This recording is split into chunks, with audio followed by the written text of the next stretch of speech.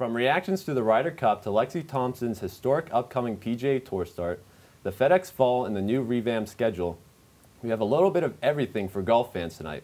Hello, and welcome to Penn State Sports Night. I'm Mitch Corcoran, joined by Amanda Vogt, here to bring you up to speed in the golf world. Amanda, it's no secret that the U.S. struggled in the Ryder Cup. What did you see that led to Europe's success and the U.S. struggles?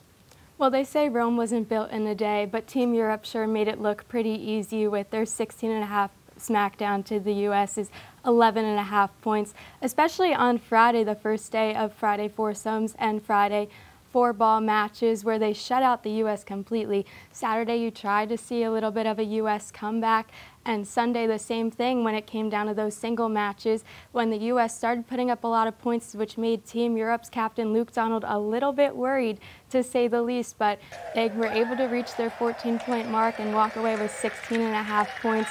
And Scottie Scheffler really struggled. He is the first player at world number 1 to not win a match in Ryder Cup history since the official world golf rankings started in 1996.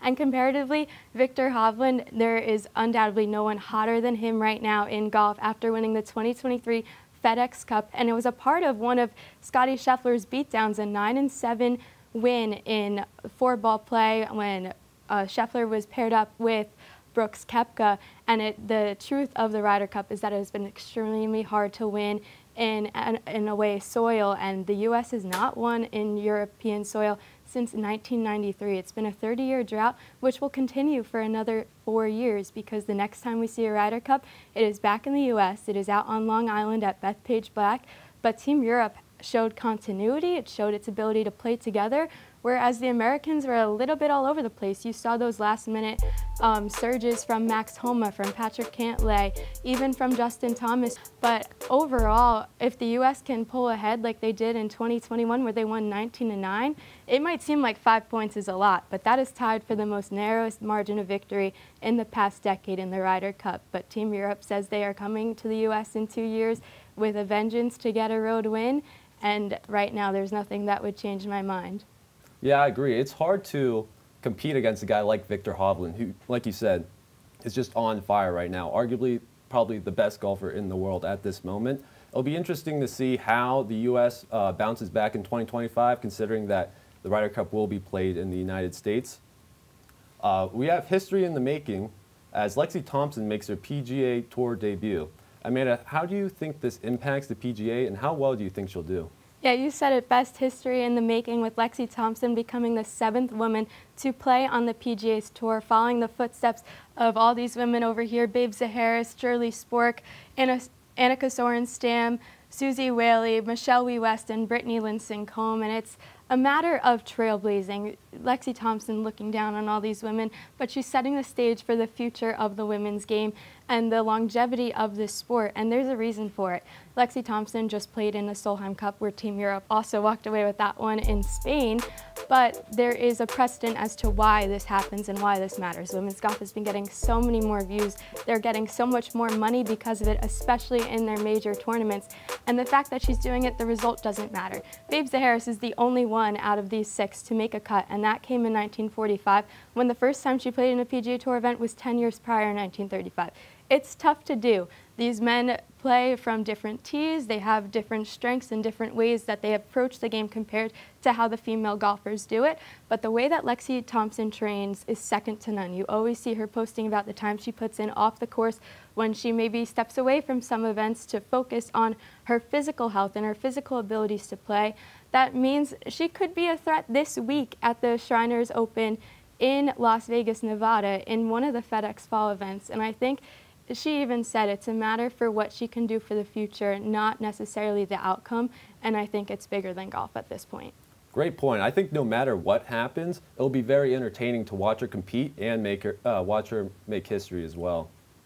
The PGA Tour also announced that there are some changes to the schedule, including the FedEx Fall. Can you explain the impact that makes on the sport? Yeah, once again, the golf world takes a rapid shift. Every time there is a golf Penn State Sports Night segment, it seems like there's another drastic change, and the FedEx Fall is one of these changes, and that's because the PGA Tour decided to revert back to an annual schedule of events that starts in January and finishes with the FedEx Cup playoffs in August. So now what the FedEx Fall decides to do is it's a chance for those players who didn't make the final stage of the playoff to compete throughout events that already started beginning of the month throughout November, so that they can earn enough points to get into these signature events, which will be new this season. They called them designated events last year, but this time they have more weight. It'll be 700 points up at stake every signature event, and it's a limited field because they want to prevent cuts being made to keep the best players there Thursday through Sunday and not see some of them get eliminated after a 36-hole cut. But the perks of playing in the FedEx Cup Fall is that you will gain these points, and the top 10 will be able to participate in the first two signature events of the 2024 PGA Tour season, which is a big deal considering these are a lot of people still trying to make a name for themselves. And so you see another one this week with the Shriners Open in Vegas, where Tom Kim is defending an up-and-coming star on the PGA Tour. And another thing about those signature events coming next year is that it's about only 80 people. So you're taking the top 50 from last year's standings and adding the next up 10 and then the 5 select, who that's based on how your rankings differ. And the points go back to 0 come January, so if you want to make your mark, it starts in the FedEx Fall. Very well said, Amanda. Sounds like it should make golf a bit more interesting in the fall. As the game of golf continues to evolve and its popularity continues to grow, there's nothing but optimism and excitement around the golf world. Thank you for tuning in to this edition of Penn State Sports Night. For Amanda Vogt, I'm Mitch Corcoran. Have a great week, everybody. Hey, everybody. Thanks for tuning into this edition of Penn State Sports Night. For more content like this, be sure to subscribe to our YouTube channel, give us a like, and follow our socials down below. And as always, we are Penn State Sports Night.